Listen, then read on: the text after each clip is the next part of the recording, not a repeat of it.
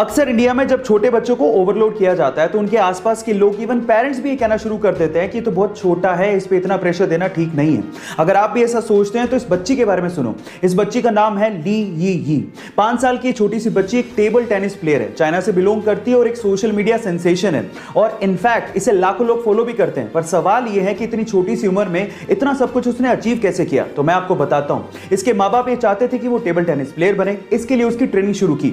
जब उसकी ट्रेनिंग की जाती थी तो कोचेस उसे हद से ज्यादा हार्डवर्क करवाते थे, जिसकी वजह से कभी कभार वो रोने भी लगती थी।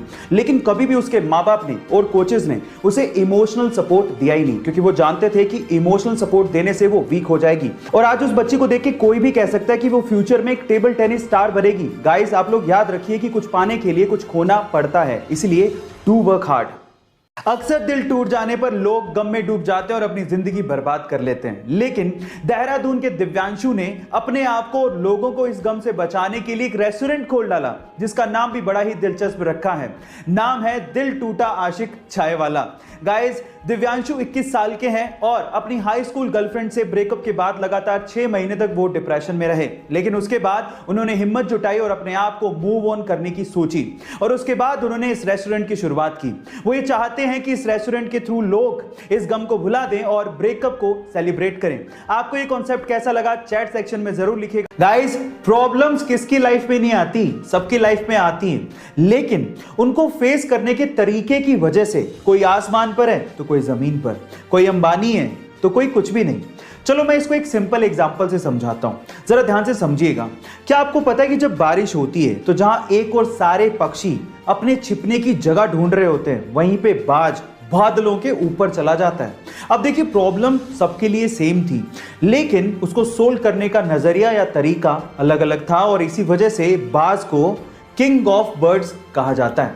गाइस, है ना अमेजिंग फैक्ट। गाइस, आप लोगों ने लॉयन, टाइगर, इन सब स्पीसीज के बारे में तो सुना होगा, लेकिन क्या आपने कभी लाइगर के बारे में सुना है? Liger, LIGER।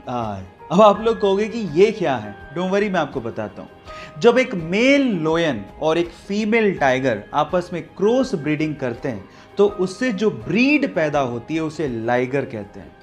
शेर की दहाड़ और चीते की चाल जब आपस में मिक्स होगी तो आप लोग अंदाजा लगा सकते हो कि वो ब्रीड कैसी होगी। टाइगर तो जानते होंगे, अब आप लाइगर के बारे में भी जानते हो। जब 1947 में हमारा देश आजाद हुआ था तब $1 1 रुपए के बराबर था।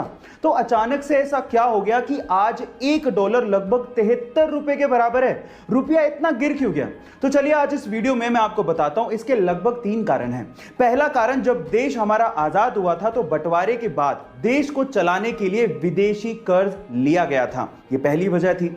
दूसरी वजह यह थी कि चीन और पाकिस्तान के साथ जब युद्ध हुआ तो हमें अपना सैन्य बजट बढ़ाना पड़ गया था और जिसकी वजह से हमें कर्ज लेना पड़ गया था, ये दूसरी वजह थी। और तीसरी वजह यह थी कि इंडिया एक्सपोर्ट से ज्यादा इंपोर्ट करता था, मतलब निर्यात से ज्यादा आयात करता था। तो इन तीनों वजह से हमारा विदेशी कर्ज बढ़ता चला गया और रुपए की कीमत घटती चली गई। गाइस, आपको ये नॉलेज कैसी लगी चैट सेक्शन में जरूर लिखिएगा और ऐसी अमेजिंग वीडियोस के लिए यूट्यूब पे हमारे चैनल को सब्सक्राइब कर लीजिएगा और अगर आप इंस्टाग्राम पे देख रहे हैं तो मुझे फॉलो करना मत भूलिएगा। मिलते हैं अगली वीडियो में।